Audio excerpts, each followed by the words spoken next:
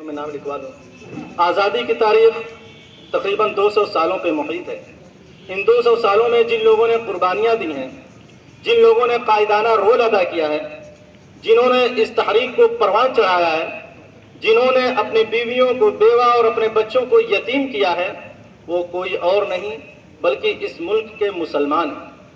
میں یہ نہیں کہتا کہ دوسرے برادران وطن نے اس ملک کی آزادی کے لیے قربانیاں نہیں دی ہیں، قربانیاں انہوں نے بھی دی ہیں، لیکن جنہوں نے اس ملک کے لیے اپنی جانوں کو جان نہیں سمجھا، اپنے مالوں کو مال نہیں سمجھا، اپنی اولاد کو اولاد نہیں سمجھا، اپنے گھر بار کو گھر بار نہیں سمجھا، بلکہ جان دینی پڑی تو جان دے کر، مال لٹانا پڑا تو مال لٹا کر، عزت و آبرو کو قربان کرنا پڑا تو عزت و آبرو کو قربان کر کے، اپنے گھر بار کو چھوڑنا پڑا تو گھر بار کو چھوڑ کر کے، اپنا تن من دھن کی بازی لگا کر کے جنہوں نے اس ملک کو آزادی دلائی ہے، اس وقت سے شروع ہوتی ہے جب 1857 عیسوی میں 1757 عیسوی میں بنگال کے نواب سراج الدولہ نے انگریزوں سے لڑتے ہوئے عین جوانی کے عالم میں جام شہادت کو نوش کیا تھا۔ پھر 1761 ہجری عیسوی میں وہ نواب ٹیپو سلطان کے والد محترم حیدر علی کھڑے ہوئے اور انہوں نے پے در پہ انگریزوں کو کئی مارکوں کے اندر زبردست شکست سے دوچار کیا۔ ان کے انتقال کے بعد ان کے اقتدار کو ٹیپو سلطان رحمۃ اللہ علیہ نے سنبھالا، اور ٹیپو سلطان رحمۃ اللہ علیہ جنہیں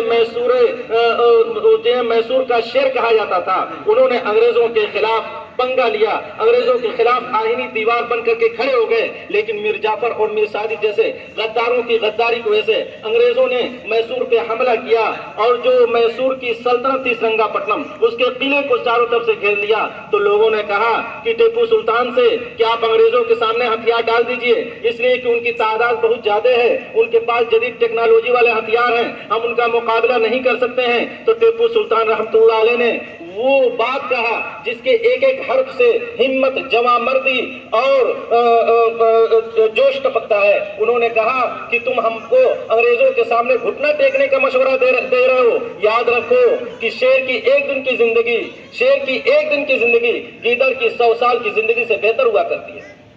یہ کہتے ہوئے اپنی ننگی تلوار لے کر اپنے دشمنوں کے صف میں گھس گئے، لڑتے لڑتے ان کی تلوار ٹوٹ گئی، آخر یہ کہتے ہوئے جام شہادت نوش کر لیا کہ غلامان محمد جان دینے سے نہیں ڈرتے، یہ سر کٹ جائے یا رہ جائے کچھ پرواہ نہیں کرتے۔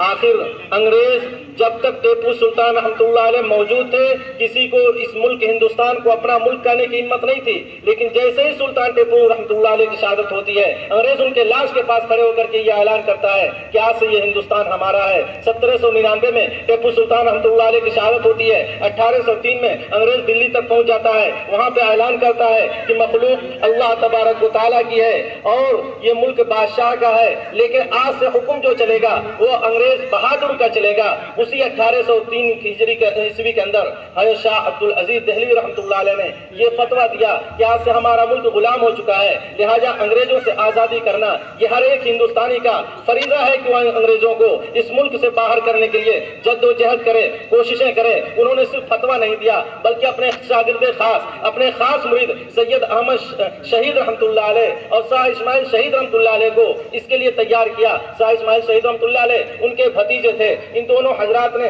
پورے ملک کا دورہ کیا، پورے ملک کے لوگوں کے اندر آزادی کی چنگاری کو بھڑکا دیا، ان کے دلوں کے اندر آزادی کے شعلے کو فیروزہ کر دیا، اور تمام پورے ملک کے دورہ کر کے انہوں نے ایک ایسے لشکر کو تیار کیا جو اس ملک کے لیے اپنا تن من دھن سب کچھ لٹانے کے لیے تیار تھی۔ ان تمام لوگوں کو لے کر کے وہ ملک سے ہجرت کر کے کابل کے اندر پہنچے، وہاں پہ جا کر کے انگریزوں کے خلاف لڑنے کی پوری تیاری ہو چکی تھی، اور قریب تھا کہ ملک پہ انگریزوں کو یہاں سے باہر نکالنے کے لیے ایک بارگی حملہ کر دیا جاتا، لیکن راستے میں کوئی اور آ گیا، اور سکھوں کے جو راجا تھے رنجیت سنگھ، ان سے لڑائی کرنی پڑی، اور وہیں بالا کوٹ کے اندر 1831 عیسوی میں حضرت سید احمد شہید رحمۃ اللہ علیہ، شاہ اسماعیل شہید رحمۃ اللہ علیہ اور ان کے ساتھ سینکڑوں ان کے رفقا کی شہادت ہو جاتی ہے۔ اس کے بعد سے پھر یہ تحریک مات پڑ جاتی ہے، لیکن علماء کرام خاموشی کے ساتھ نہیں بیٹھتے ہیں، پھر سے اس کے بعد سے نئے جذبے اور نئے امنگ کے ساتھ آزادی کی لڑائی کی شروعات ہوتی ہے، جس کا نتیجہ 1870 1957 के अंदर नजर आता है। और जो भी लड़ाइयाँ होती हैं,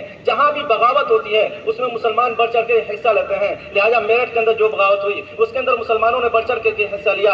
और मुरादाबाद के अंदर जो जंग आज़ादी का बिगुल फूका गया उसके अंदर मुसलमानों ने बढ़ चढ़ के हिस्सा लिया। फिर लखनऊ के अंदर बेगम हजरत महल ने जो अंग्रेजों से टक्कर ली उसमें भी मुसलमानों ने बड़ी तादाद में हिस्सा लिया। और झांसी के अंदर झांसी की रानी लक्ष्मीबाई ने अंग्रेजों के खिलाफ जो लोहा लिया उसके अंदर में मुसलमानों ने बढ़ चढ़ के हिस्सा लिया। अंबाला के अंदर जो अंग्रेजों से टक्कर ली गई उसकी क़यादत उलमाए देवबंद कर रहे थे। और थाना भवन के अंदर जो हजारों लोग शहीद हुए वो भी मुसलमान ही थे। और ऐसे ही शामली के मैदान में मौलाना कासिम नानोती रहमतुल्लाह अलैह जो दारुल देवबंद के बानी हैं उनको गोली लगी। हज़रत शामिल शहीद रहमतुल्लाह अलैह उसी के अंदर शहीद हुए। हज़रत मौलाना मजहर नानोती रहमतुल्लाह अलैह उसी जंग के अंदर जख्मी हुए थे। अगर जितनी भी लड़ाइयाँ हुई उसमें तमाम मुसलमानों ने बढ़ चढ़ के हिस्सा लिया।